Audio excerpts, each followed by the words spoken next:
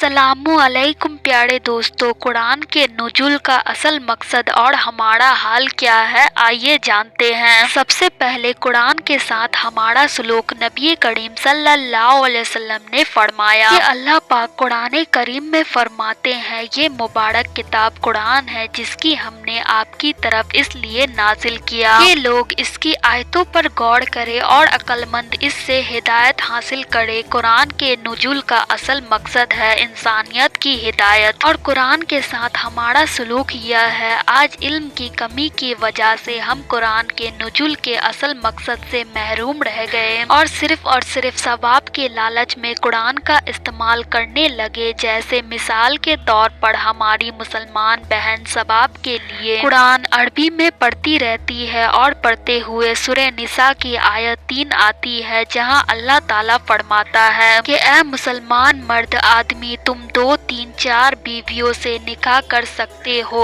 अब इन्हें पढ़ा अरबी में और अल्लाह से दुआ की, ए अल्लाह हर हर्फ के बदले 10-10 नेकी होना। लेकिन जब इनका शौहर कभी दूसरा निकाह करने गया तो कहती है, कैसे करता है देखती हूँ। अगर उनसे दूसरा कोई कहे कि अरे लेकिन कुरान में हुक्म है ना, तो कहती है होगा कुरान में, लेकिन मुझे क्या। सुभान अल्लाह, अंदाजा भी है क्या सलूक करते हैं हम अल्लाह की नाजिल करदा हिदायत का। जिंदगी भर हम इसे महज सवाब के लालच में ही पढ़ते हैं, लेकिन कभी इसके माने मफहूम पर गौर फिक्र नहीं करते, जबकि सवाब तो बोनस है, वो तो मिल जाएगा इंशाअल्लाह। अल्हम्दुलिल्लाह, कुरान की तिलावत की फजीलत अपनी जगह है, लेकिन कुरान का असल मकसद इंसान की हिदायत है, जिसके ताल्लुक से अल्लाह रब्बुल इज्जत कुरान करीम में फरमाता है, ऐ नबी सल्लल्लाहु अलैहि वसल्लम, ये मुबारक किताब कुरान है जिसकी हमने आपकी तरफ इसके लिए नाजिल किया कि लोग इसकी आयतों पर गौर करें और अक्लमंद इससे हिदायत हासिल करे। कुरान के नुज़ूल का असल मकसद है इंसान की हिदायत। तो कुरान के नुज़ूल का असल मकसद हिदायत है, लेकिन फिर भी हम इसे महज सवाब के लिए पढ़ते हैं। यही वजह है कि हम अल्लाह की हिदायत से मफहूम रह गए और जहालत हम पर ताड़ी हुई, जिसका फायदा उम्मत के बाज सरड़ पसंद लोगों ने खूब उठाया, हमें मसलकी और फिरका वरीयत में उलझाया। कुरान से हिदायत हासिल करने के बजाय इसे मुर्दों पर बकसवाया। बेशुमार बिद्दतें इजाद कर इन्होंने अपनी बातिल दुकान खूब चलाई, लेकिन कभी हमने कुरान के असल मकसद से तारुफ नहीं करवाया सिवाय ओलिमाए हक के। लिहाजा मेरे अजीज दोस्तों, आज अगर हमें जिल्लत और रुसवाई से बाहर निकलना है तो हमें चाहिए कि हम कुरान